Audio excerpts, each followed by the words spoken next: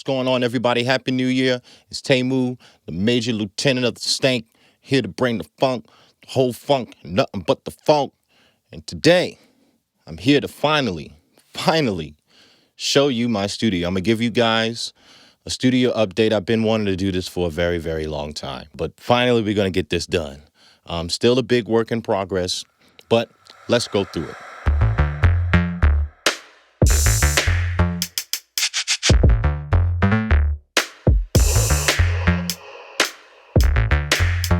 So all in all, it isn't really a whole lot going on here. I don't have a whole lot of gear and a whole lot of doohickeys, but there are a couple of key elements to my studio setup.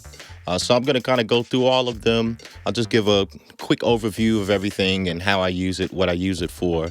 And I will do some more videos in depth of some of the things that I do have in here. And also just a couple of things that I would like to bring more awareness to that might help people out with their process. All right, so let's get into it. First up is the brain of the studio, and that is my MacBook Pro 2015 15-inch laptop. For its time, it was definitely a beast. It's totally maxed out. Now, 5-6 years later, not all that, but for what it is, it gets the job done.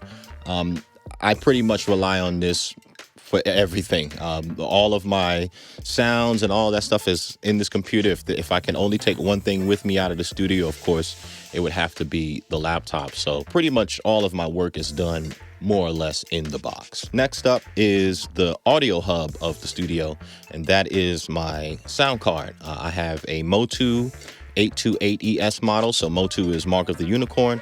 The ES models have a couple of cool features which allows you to plug in more of their products, more of the ES products, and use them over an Ethernet network. So I thought maybe an investment in that would be a good idea in terms of whether I wanted to expand one day. Maybe I can expand in some form or fashion here. Or I can do that the day I move to a bigger space, right? So, and also it has some great features here at the front, on the front face.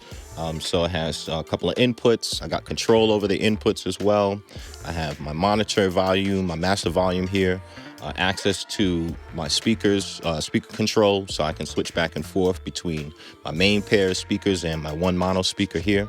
Also has a mono button, very, very useful, and a mute button, also very useful, and a couple of outputs for headphones. So really, really cool to have that. Next up are my two preamps that I have here.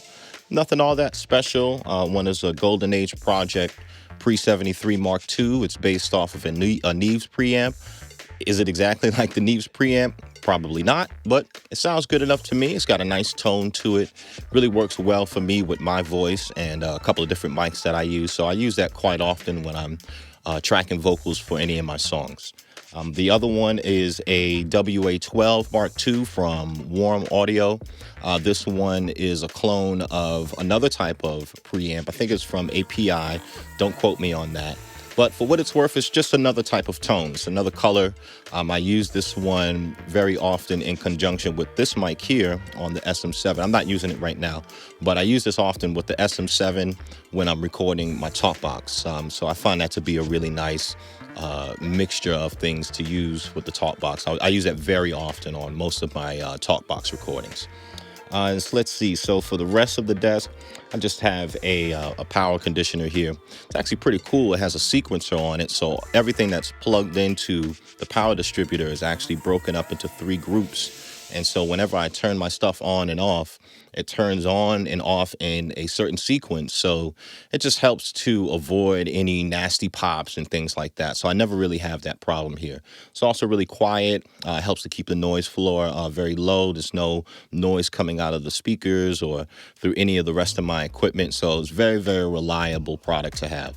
A quick look at the desk. I just got this desk pretty recently. It's actually out of Europe, funny enough. I had to pay $100 of shipping on it, but it was well worth it. I'm going to do a video on this by itself, along with some of the other things as well. But it pretty much does everything I need. The last desk that I had, it was just some things about it that just was not working for me. It wasn't stable enough. It didn't really hold my keyboard well enough. was up a little bit too high for me, especially where I would have my speakers or have monitors. It was very much in the way of my speakers, in the way of the sound. So I wanted to have something that was a little bit lower and something that I can put more of my outboard gear inside of.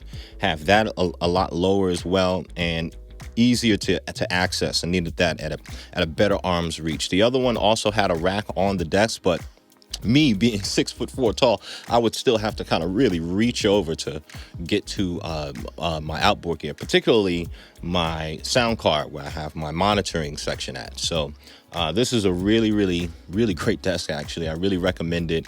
I'll leave a link for that below, as well as some of the other stuff as well. And again, I will go into more depth on this desk and a couple of other things in some later videos. This one also holds my keyboard as well. So yeah, really great. It's got a nice amount of space here for a keyboard, maybe even 2 small keyboards. If I wanted to, I can take this keyboard away, put my talk box set up there, right? Nice and stable. So pretty nice product, very good table. So let's take a quick look at the speaker setup. I have a pair of M Audio BX5s, nothing all that special. Very cheap pair of monitors, but they sound fine, about $300-400 or so. They get the job done. It's all about how you set up your room around the speakers is where the magic really happens, and you can get a lot more out of your speakers if you set up your room right. And I'm going to talk about that a little bit later. And then I have one Avant-Tone monitor right here up close in the middle that I use for mixing in mono. It's a closed cabinet. It's a sealed cabinet. Doesn't have any ports. Doesn't produce extra bass out of it. So all you're really getting out of this one speaker is a lot of mid-range information. That's really important. Really helps to mix in this in mono, and really focusing on the mid-range helps for your translation to different speakers and iPhones and smaller systems and stuff. So really paying attention to, where your snare and your claps are. If you're doing a lot of funk, using a lot of claps, right? Paying attention to where your vocal balance is. This really helps out a lot with that. I got a couple of things right here behind me. I have my Fender Rhodes suitcase piano, and I also have my talk box set up. So my Fender Rhodes was given to me by my late uncle, and I later on got that restored by Vintage Vibe. Whew, did it cost an arm and a leg? But boy, it was worth it, because that thing sounds so good. And it's just really great to have something that I can just sit down, turn it on, and it works. Right, and there's no issues really with anything else. I can always record it. I use it, whenever I can, when I want to record. Sounds great on recordings as well. And so it's just, it's kind of like having a grand piano in the studio, just in a really small fashion. And it's a Rhodes. It's got that sound, that soul, funky vibe to it. So I love having that here in the studio. Got my talk box right on top of that. It's a DX100 Yamaha keyboard, the little guy. Along with a Golden Throat talk box. That's one of the old school models. And I'm driving it with a 44 Magnum amp. It's actually a guitar amp, but it does the job for me. It gives it some nice punch, a lot of power. And so with all that power, I can use that to have more dynamics in my recordings and a lot of expression and things like that. So I'll get into that in another video about the talk box setup. Right next to that behind me is just a little turntable and some vinyls under that. Whenever I want to listen to some vinyls, I can throw that on, hook that up to my sound card, and just play a couple of records whenever. So I don't have a big selection of microphones. Couple of really cheap condenser microphones. Does the job for me, especially in conjunction with the preamps. Gives it some nice punch, makes it sound really sweet. The most expensive mic that I have is this one that I'm using right now. So this is the SM7 Shure microphone. This is the rock and roll Michael Jackson broadcast radio microphone. So it can really take a big beating, dynamically speaking, right? So you can be really loud, put a lot of energy into it. And, when I sing, I have a pretty powerful voice. When I'm talk boxing, it can get really loud, especially at certain resonances with the talk box.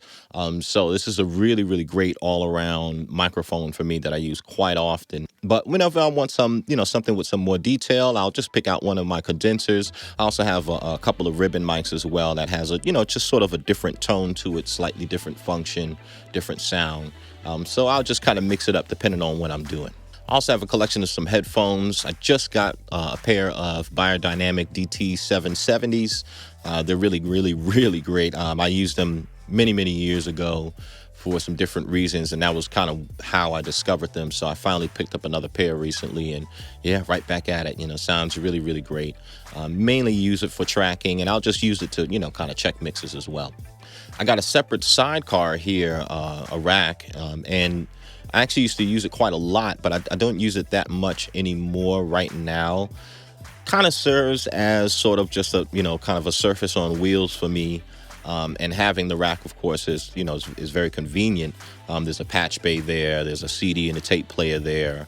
There's another sound card there. So I'm kind of playing with whether I want to put that sound card and hook that up here with my new one, or not exactly all that sure yet.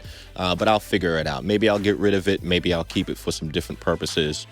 Who knows? But basically, storage is my last big puzzle that I have to really figure out. I got a lot of stuff here that I do use, but not all the time. So I want to have quick, easy access to it, but I don't want it to be in my way. And you also have to kind of take into consideration whatever type of storage containers you're using in a small room, because it can create resonances in your room. You can start to hear it if you're listening to loud music. So if you have something that's, kind of hollow, or, something that's not dense enough, it's weak, it'll start to resonate and vibrate, especially inside of a small room. So just kind of being really conscious of that acoustically, and taking into consideration all those things while I figure out what the best solution for the storage is. But the main idea is about, keeping easy access to stuff without it being in my way. So this idea with the pegboard started off with that in mind. So I'm using a couple of pieces of pegboard on the side walls in my room, but behind me. And so I just threw some pegs on there, and then I can kind of just switch things around as they are. So we'll see. Maybe in a few months, I'll figure something else out. Maybe give you guys some inspiration for your studio. Or if you got any good ideas, maybe you can shoot a message in the comment section below. So that's pretty much all there is to it. As you see, I'm not a big collector of gear and synths as much as I would like to be. But I just figured that, having all of these doohickeys and too much electronic stuff here in the room would just, I don't know. I just figured that it would just start to get unmanageable. I've worked in other studios throughout my time with, a lot of gear in there and stuff. And it's fun to have access to all of that stuff. But I just find myself kind of tinkering with technical aspects and trying to solve technical problems more than I am actually being creative. And that drove me to make the decision to just kind of go with the approach of having all of my favorite synths and sounds and everything virtually inside of my computer. So, it's all about, the plug-in libraries and sound libraries that you're buying. Arturia is a great one.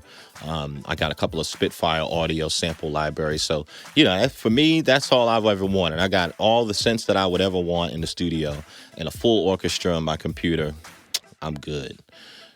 The big challenge that I've always had throughout my entire musical life, ever since I discovered mixing, was actually being happy with my mixes at the end of the process. And I began to realize over time just how much I didn't take into consideration my listening environment, my acoustical environment. And so this approach here in my room is all based on paying a lot of attention, a lot of energy and money into my acoustical environment, and making sure that the integrity of certain processes reaches a certain type of standard, so that it makes the next process easier for me, right? So I would always find myself having a problem with mixing because there was something about the production that wasn't gelling right in the mix. And more often than not, those things that aren't gelling right in the production that's causing a problem in the mix, it was all about being able to hear that in the first place, to be able to also make the conscious decision, a solid judgment in terms of what I'm hearing and saying, that's what I want, and I want it to react like this in the mix or in the whole production. And so making that judgment has been really, really, really difficult for me throughout my experience when it comes to mixing and mastering. I've paid top mixing and mastering engineers throughout my time, and would come out of the process sort of not knowing whether I liked it or not, because I just wasn't really hearing things at a resolution that I felt like I needed to hear. And so the foundation of my studio here is all about good sound.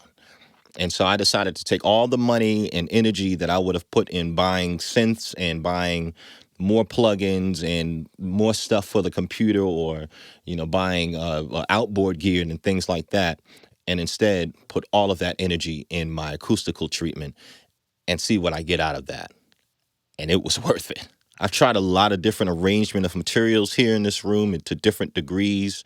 I've tried the same type of approach in different rooms in the past, mostly based on the conventional wisdom, using basically building insulation inside of a open box frame, and just more or less just putting that in different thicknesses and different places throughout your room.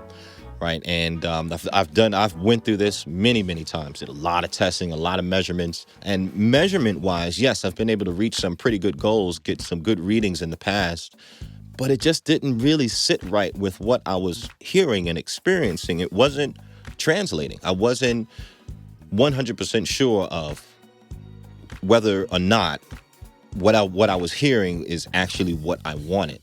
And so, to make a long story short, the biggest challenge when it comes to acoustical treatment inside of a small room is really about getting your low end under control. And for people like myself that's dealing with funk music, disco, house, soul, stuff that's very much low end heavy, a lot of everything in the mix depends on the energy, the balance of energy in the low end.